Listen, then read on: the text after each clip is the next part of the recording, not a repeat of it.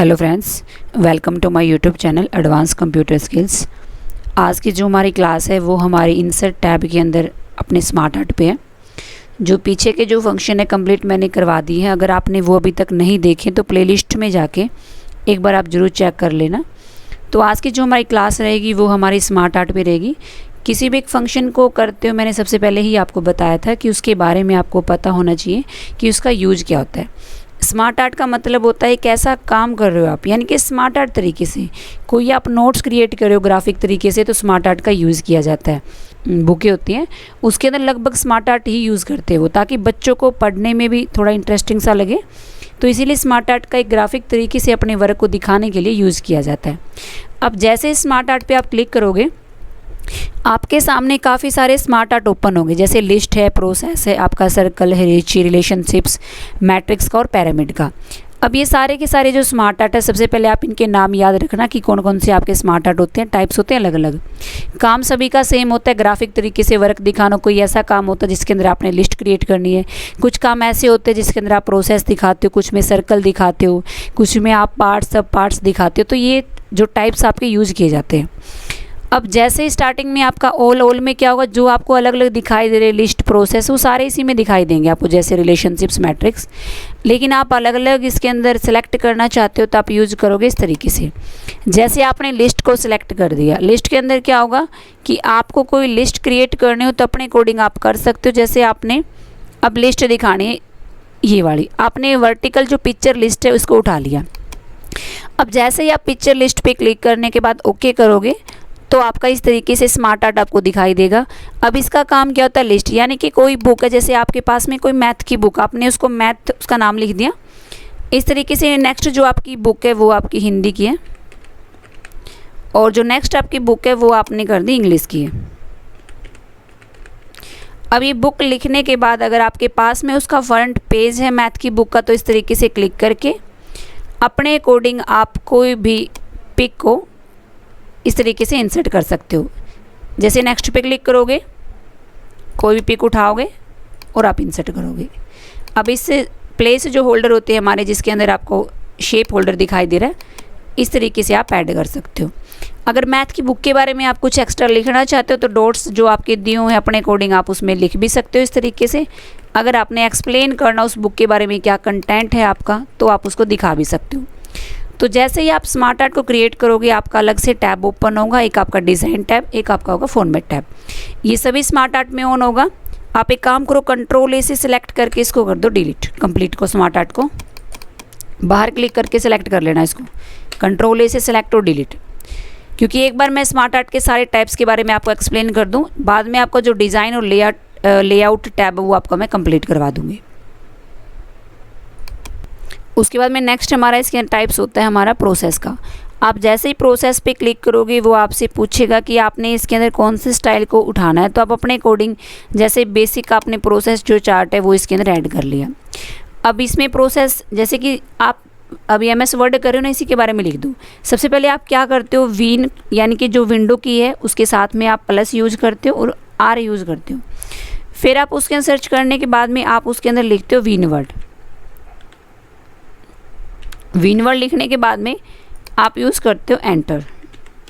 तो इस तरीके का अगर आपने कोई प्रोसेस क्रिएट करना हो तो हम इसके अंदर प्रोसेस जो टाइप्स है हमारा यूज़ करेंगे। जो डिज़ाइन टैब है वो सेम ओपन होंगे, सभी टाइप्स जितने भी आपको टाइप्स करवाए जाएंगे उसके अंदर। तो ये बिल्कुल लास्ट में मैं आपको बताऊँगी, एक बार इसको भी आप करोगे डिलीट।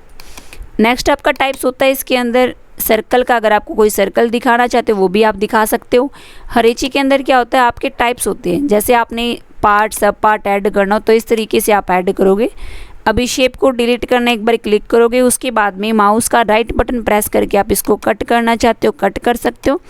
जैसे आपने इस तरीके का कोई काम करना, आपने लिख दिया कंप्यूटर और इसमें लिखोगे आप माउस। नेक्स्ट आपका इसके अंदर आप लिख दोगे कीबोर्ड, यानी कि कीबोर्ड से टाइप से बता दोगे आप उसको CPU। अगर इस तरीके का आपने कोई काम करना जिसमें सब पार्ट्स आपके होते हैं तो आप यूज़ करोगे इसके अंदर रेची का। तो एक बार इसको दोबारा से क्लिक करके आप इसको करोगे डिलीट। नेक्स्ट आपका टाइप्स होता है इसके अंदर रिलेशनशिप का। अगर आप कोई रिलेशनशिप्स दिखाना चाहते हो किसी तरीके से तो आप इसके अंदर यूज़ करोगे अपने अकॉर्डिंग। जैसे आपने सिंपल आप कोई चार्ट उठाओगे, आपने ये उठा लिया।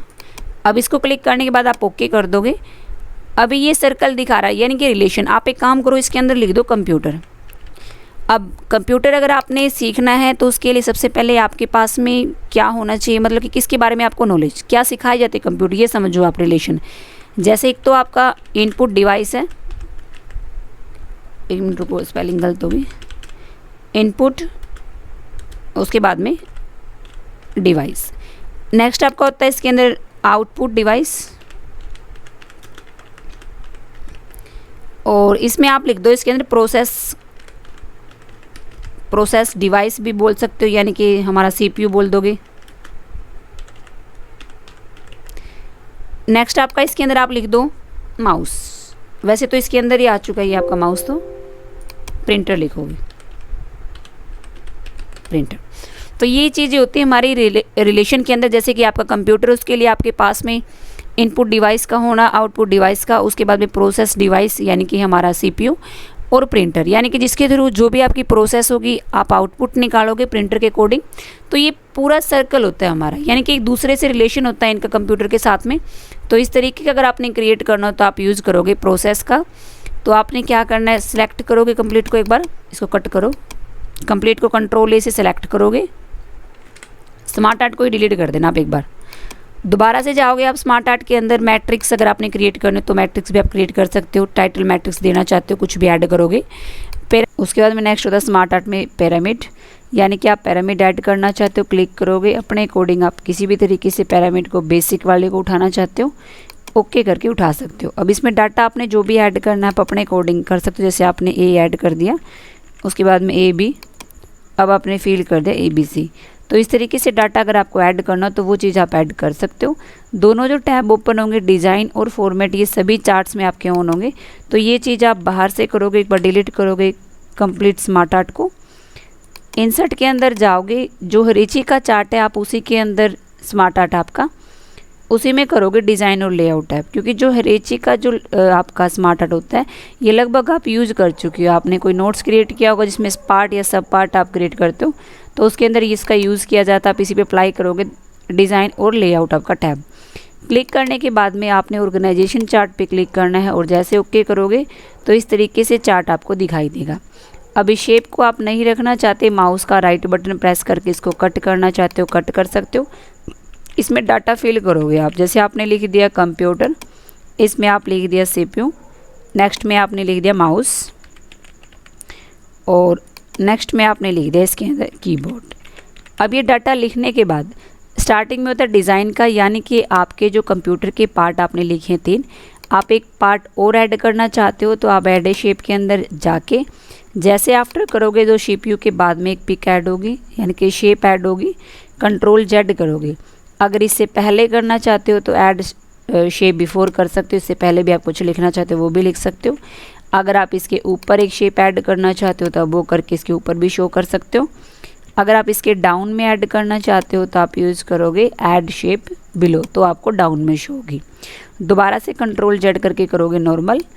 ऐड असिस्टेंट का मतलब होता है अलग से आप एक पार्ट के रूप में ही उसको शो करना चाहते हो किसी शेप को, तो इस तरीके से CPU का आप अलग से पार्ट भी दिखा सकते हो। नहीं दिखाना Ctrl Z करके नॉर्मल करोगे। अब ऐड ए बुलेट का जो फंक्शन आपका इसके अंदर बंद मिलेगा, ये उसमें ऑन होगा जब आपको सर्कल का पिरामिड का जो फंक्शन करवाए गए थे, तो आप किसी एक में ऑन होगा, आप अप्लाई करके देख लेना जहाँ पे बुलेट्स यूज़ किए जाते हैं, यानी कि जहाँ पे आपको लिस्ट क्रिएट करनी होती है उसके अंदर आपका ये काम करेगा।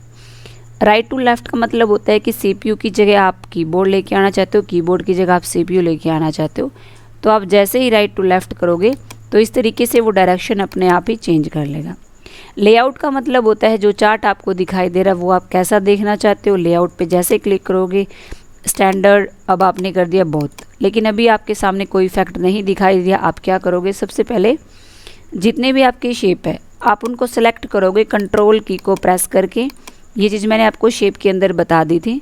लेआउट के अंदर आओगे, जैसे बोथ में शो करना चाहते हो बोथ में कर सकते हो। अगर आपने लेफ़्ट हैंगिंग में शो करना, यानी कि कंप्यूटर के पार्ट को ही दोनों साइड में शो कर देगा। अगर उनको लेफ़्ट साइड में दिखाना चाहते हो लेफ़्ट में दिखा सकते हो, आप राइट में शो करना चाहते हो राइट में कर सकते हो, लेकिन बाय डिफ़ॉल्ट याद रखना इसके अंदर स्टैंडर्ड में ही यूज़ किया जाता है। नेक्स्ट होता है टेक्स्ट पेन। टेक्स्ट पेन का मतलब वो जो डाटा आपके सामने अभी आपको दिखाई दे रहा है उसको आप साइड में शो करना चाहते हो, टेक्स्ट पेन ऑन कर लो। अब इसमें दिखा देगा आपको, यानी कि जो कंप्यूटर है उसके वो तीनों पार्ट आगे की तरफ आपको दिखाई देंगे। इसी तरीके से वो पता भी चलेगा कि वो आपकी सब पार्ट है। मैं आपसे बोल दूँगी कीबोर्ड को माउस का सब पार्ट बना दो, तो आप ना इसको डिमोट कर दोगे तो वो आगे की तरफ आपको दिखाई देगा और माउस का सब पार्ट के रूप में। वापस नॉर्मल करना हो तो यूज़ करोगे प्रमोट। इसी तरीके से माउस को चाहते हो कि आप सीपीयू का सब पार्ट आपने बनाना है तो यूज़ करोगे डिमोट। दोबारा से इसको नॉर्मल करना चाहते हो तो कर दोगे प्रमोट और इसको कर दोगे एक बार आप कैंसिल। अगर आप चाहते हो कि आपने कोई लेआउट चेंज करने स्मार्ट आर्ट की अपने अकॉर्डिंग किसी भी तरीके से आप उसकी लेआउट को चेंज कर सकते हो। अगर आपने कलर चेंज करना हो तो अपने अकॉर्डिंग आप कलर को भी चेंज कर सकते हो, जिस भी कलर में आपको अच्छा लगे। उसके बाद नेक्स्ट होता है इसके अंदर स्मार्ट आर्ट स्टाइल। अगर आप अप्लाई करना चाहते हो तो स्मार्ट आर्ट के अंदर आप स्मार्ट आर्ट स्टाइल भी अप्लाई कर सकते हो। लेकिन आपने देखा कि जैसे ही आपने स्मार्ट आर्ट स्टाइल पे क्लिक किया जो आपका स्टाइल है वो आपका 3 शेप पे ऐड हुआ। इसके अंदर क्यों नहीं ऐड हुआ, आप एक बार ना रीसेट कर देना। वो इसीलिए नहीं हुआ क्योंकि आपने सिर्फ माउस को ही सिलेक्ट किया था, तो कंट्रोल की के साथ में चारों शेप को सिलेक्ट करोगे, उसके बाद में आप स्टाइल अप्लाई करोगे तो वो आपका चारों पे अप्लाई हुआ। नॉर्मल करना हो तो आप जैसे ही रीसेट करोगे तो जो भी फॉर्मेटिंग आप लगाओगे वो सारे की सारी आपकी रिमूव होगी। तो जो आज की हमारी क्लास रहेगी वो डिज़ाइन टाइप तक ही रहेगी। आज हमने आप किया इसके अंदर डिज़ाइन टाइप को कंप्लीट। जो इसके बाद की हमारी क्लास होगी उसमें मैं आपको फॉर्मेट जो टैब है वो कंप्लीट करवा दूँगी। तो अगर आपको मेरी वीडियो अच्छी लगी हो तो वीडियो को लाइक कर देना, शेयर कर देना और कमेंट कर देना। तो आज की क्लास में इतना ही दोस्तों, मिलते हैं नेक्स्ट क्लास में, तब तक के लिए नमस्कार।